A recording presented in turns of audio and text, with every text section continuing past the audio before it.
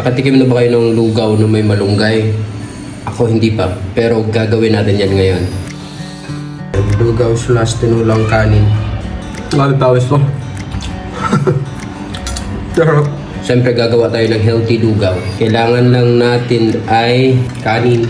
Ayan.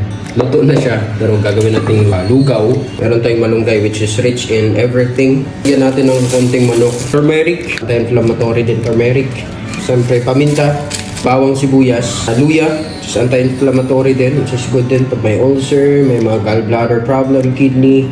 So pwede yan. And of course, ang gagamitin natin pag nagigisa, olive oil, anti-inflammatory din, which is very good, healthy oil. Meron tayong Himalayan salt, which in magnesium, zinc, and everything. So, gawa tayo ng healthy lugaw. Kasi maraming bawal sa katawan, maraming bawal kainin.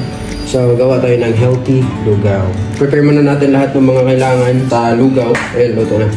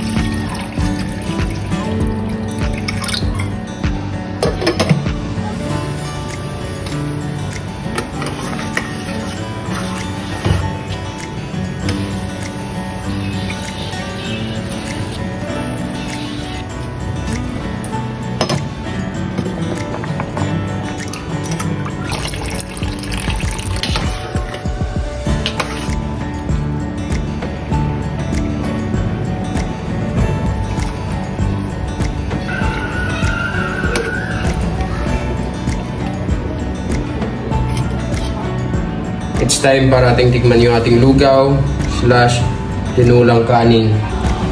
This food is anti-inflammatory food. Lahat ng mga ginamit nito is hindi magkakos ng inflammatory sa katawan.